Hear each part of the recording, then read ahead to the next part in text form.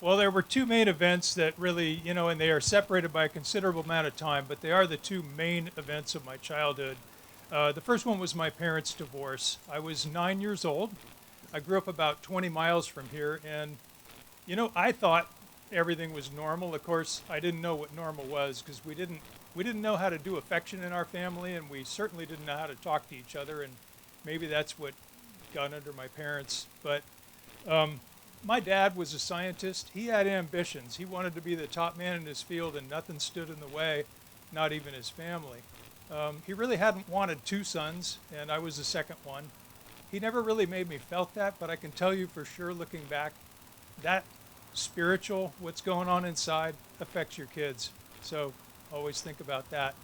But so he had his ambitions, and one day he just told me he's not coming home anymore. I was 9 years old. Get into that a little bit later. My mother also went in the other direction. I don't know if it had preceded it and was the cause of the divorce, but she immersed herself into Freudian psychoanalysis and became this person that there was no way to converse with or communicate with. And so my brother was 11, I was 9, and we were left on our own. We were just latchkey kids. Um, it was abandonment, and I felt it very deeply. I internalized the rejection syndrome probably more than most people that I know, although I'm sure I'm not alone in that. But it really was the start of me getting into self-destructive tendencies. There was a strange lie that was in there about my father hating me and all kinds of stuff and being worthless and all this sort of thing that goes along with a person who gets into that. And so my childhood and my teenage years are really my lost years. I can tell you I even had a hard time raising my own kids through their teenage years because I just found I didn't have a pattern for it. But so then the second thing really was my attempts to escape. And heck, I smoked a pack a day of cigarettes by age 10 anyway, so marijuana was no big deal. It was a way to hang out with the guys. My new friend of my new gang of lost boys, we were our identity. Our parents didn't seem to care about us much. And I vowed to myself at age 11 I would never use anything harder, but by age 12, you name it, I was using it. And that ran years and years. There's so many things can't get into, but at 17, things were so bad at home. I picked up the phone, called the police, and I said, "You have to come pick me up. You got to get me out of here. I can't live here anymore. Come take me somewhere else." I didn't know where. And they dropped me at a halfway house. And so the next day I went to my dad. I said, "Well, can I live with you?" And that triggered his second divorce. And so he sent me away to live with my grandparents down in San Diego and finish high school. Um, I came back from that. I didn't live with my mother. I just lived at friends' houses. Um, I just wanted to get away so bad. I wanted to somehow escape. So I signed up for the military, 3 years in Germany, and at age 18, off I went. So I know a little bit of your story, and I know that Germany was about the military, but it was about way more than that. And I know it took you to new depths, and I also know that you had an encounter with God there that changed your life forever. I do. So, yeah, tell us about But that. you did ask a question, where did your response to those defining moments lead you? There you go. And I'm sorry, but I got to answer that first. Please do. All right. So, virtual abandonment, age 9, it really broke something on the inside. I can remember sitting there. My parents had been fighting, so I was scared of my dad, and I was in his car, and I was looking at the glove box. I couldn't look at him, and he was telling me how he's never coming home again. And I just, like this, went like that emotionally. I said, all right, no one ever gets in there again. And that was a real defining moment. I zipped up tight. I learned to hide. I learned to hide beneath outward appearance of things. As long as things appeared good outwardly, everything was okay in my world.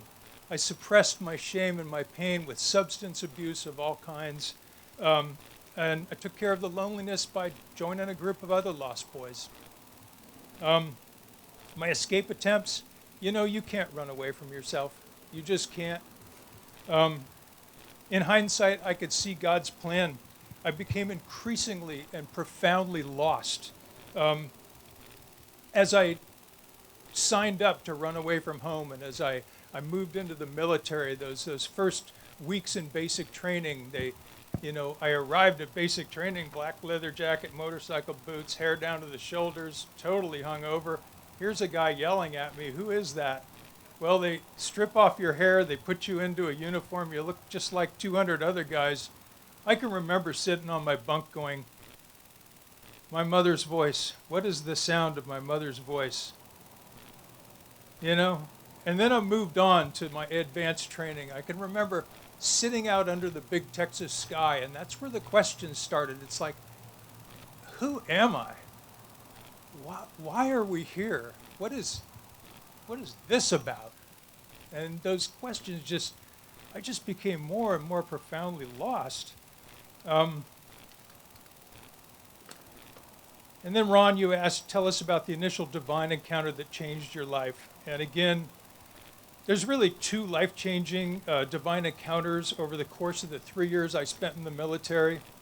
The questions wouldn't go away just because I went to the other side of the world. Now I was serving on a NATO missile base in Gießen, Germany, and these things were just running so deep. I didn't understand life. I didn't know who I was, and I was up in the missile base ready bay on my bunk, and I looked over, and next to the TV, somebody put a stack of Bibles.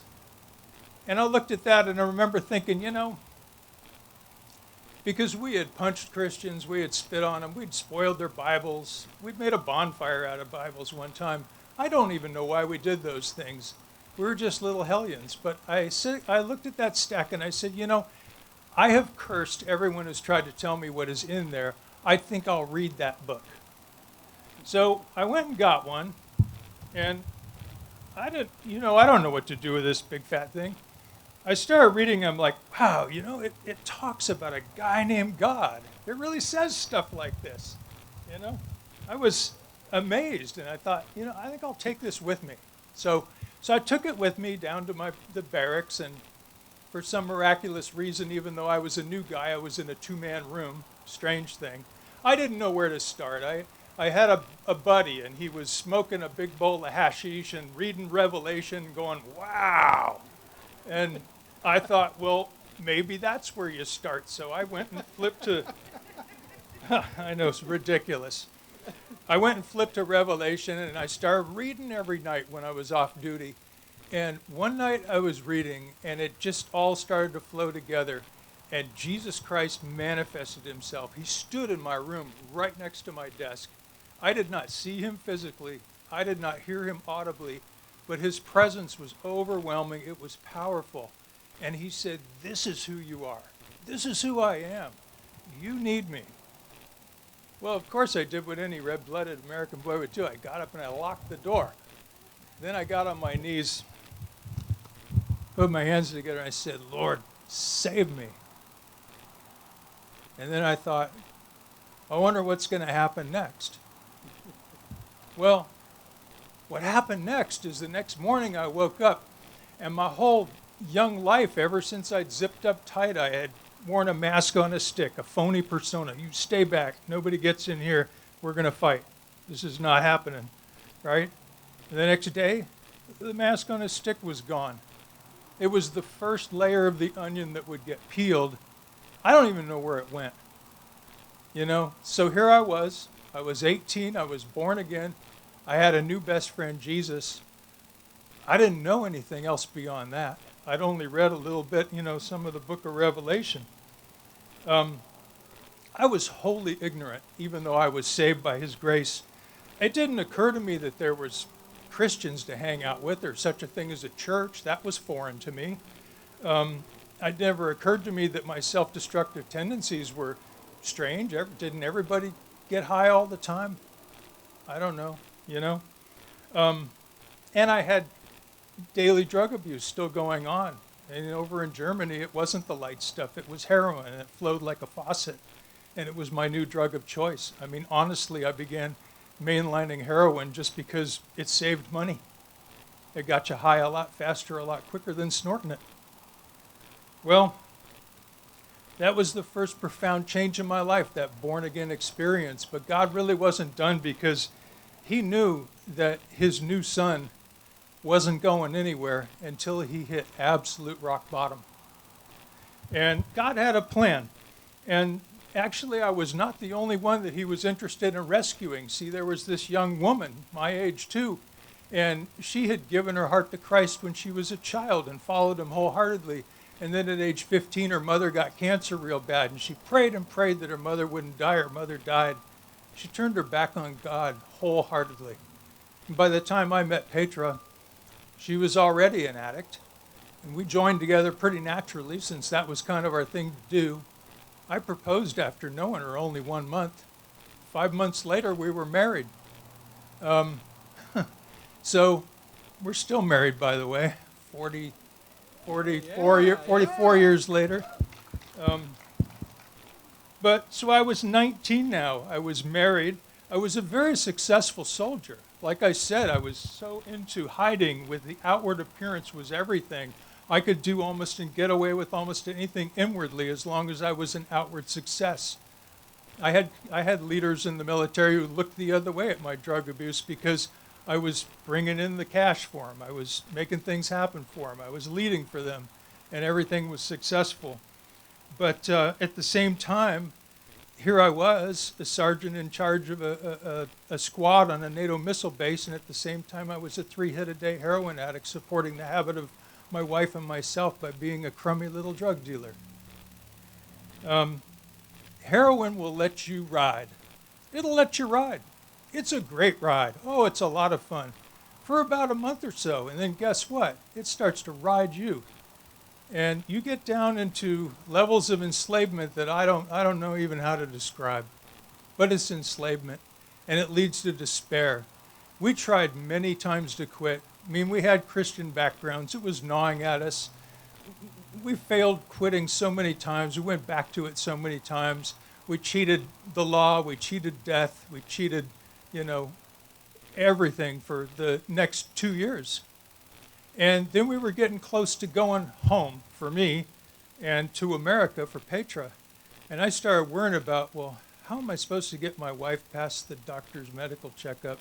Because this isn't going to go well. I didn't know what to do, really. But we were downtown in Frankfurt, and I was literally sitting on the curbstone of the gutter. I had just fixed myself. My wife was in the bakery bathroom taking care of herself. And I just sitting there in my despair, and I don't know if it was a real guy who lived there or an angel of God, but he spoke perfect English. And he came walking up, and he looked down his nose on me, and he said, "Isn't it dirty for you down there?" And then he walked off. Well, I jumped up in a rage. I was, God, it's so dirty down here. Jesus, I need your help. Well, the Lord had a plan. It's a strange thing to think about it, but within a day, he had me on a plan. I went and bought a large amount of dope, and I cut our dosage in half for every day for 30 days. Somehow I had the willpower to do that. At the end of those 30 days, doctors saw absolutely nothing in our checkups.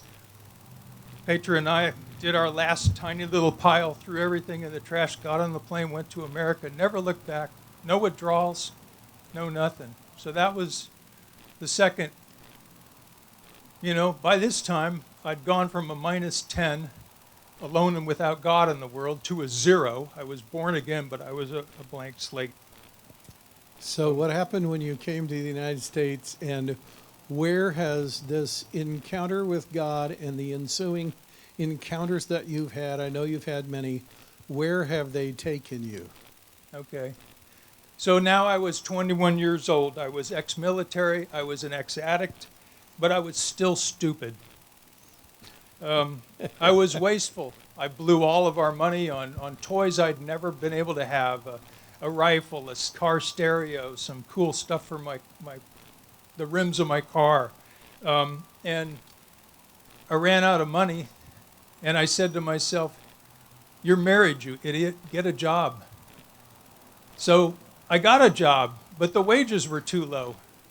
And I looked at myself and I said, "You idiot, go to school." So I got the GI Bill and I went to school.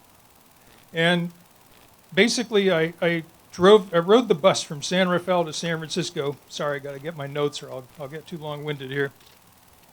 I rode the bus from San Rafael to San Francisco every day, hour each way. And I was bored, so I read a big fat novel. I think it was Xavier Hollander's The Happy Hooker. And when I was done with that novel, I thought to myself, this was trash. I think I'm going to read that Bible again. Now, by that time, I hadn't touched a Bible in 2 years. But I got my Bible, a Bible, and I started at Genesis, and I just started reading 2 hours each, an hour each way, 2 hours a day, and I was devouring it, and I got through the Old Testament. I got into the New Testament. I was starting to talk to God again, and he was starting to make stuff known to me and reveal stuff, and I was just, and then I got up to 1 Corinthians 12, and it was saying, you're supposed to be part of a whole group of people who love me and gather together and worship Jesus and follow him. I'm like, well, okay, God, well, what does that mean? I don't know what a Hindu or a Buddhist or a Catholic is. So I think it was like the next day, this guy sits to me next to me on the bus. He goes, hey, that's a great book you're reading there. I'm like, yeah, it's. So we talked, and this is what God had done in his life. This is what God did in my life. I said, well, I got a problem. It's saying that I'm supposed to be a part of a fellowship of believers. I'm like, but I don't know what to do. And that's a longer and more fantastic story, so I'm going to skip over that and just say we went to our first church together the next Sunday, and it was a group of people who loved the Lord, and they loved his word, and they were trying to figure out how to follow Jesus. And they accepted us. They learned all about us and still accepted us. And it was awesome. And it was one of the greatest things that ever happened in my life was to join that church. My first pastor became a mentor. I would meet with him weekly, and we would talk about what I was reading in the Bible. And so much has happened, through God's slow and sure, ever progressive step by step. Fatherhood and parenting started at 22. That became the context for Petra and I walking out the daily power of Jesus Christ. She has her own story, of course. The Holy Spirit was leading us in spiritual growth. And then when I got to a place where I was meeting with the Lord basically every day, he said, okay, now we're going to work on why you were destroying yourself in the first place. That took about 15 years, if I recollect. And I remember sometime around the end of that, it never ends, sorry, but when a lot of the bulk of it was done, I came across this book, probably in a secondhand store. It was the 12-step. Some of you probably know that from AA or something like that. But I read the table of contents, I'm like, wow, God had me do every one of those things. And he had led me through pretty much every one of those things, But he brought me through ministry, and there's all kinds of things. There's one example. You got time for an example? We got time for one more. Okay. Here's the best of my examples of spiritual growth is just, I was 24, and we came across in the scripture the commandment, honor your father and mother, that it may be well with you, that you may live long in the land the Lord your God's giving you. So I went up and called my father, and later I called my mother. Of course, they don't live together, and I apologized for the way I had lived my life and, the dishonor I had brought. I didn't ask them to square with how they lived their lives. I just, apologized for mine, and I asked them, can we start a relationship? And they both said yes. Petra had a harder time with her parents on the same score, but, that worked out too. My father, he was still kind of standoffish, and he would shake my hand every time we met. By the time I was 30, I just said, forget it. I'm just going to hug the old man every time I see him.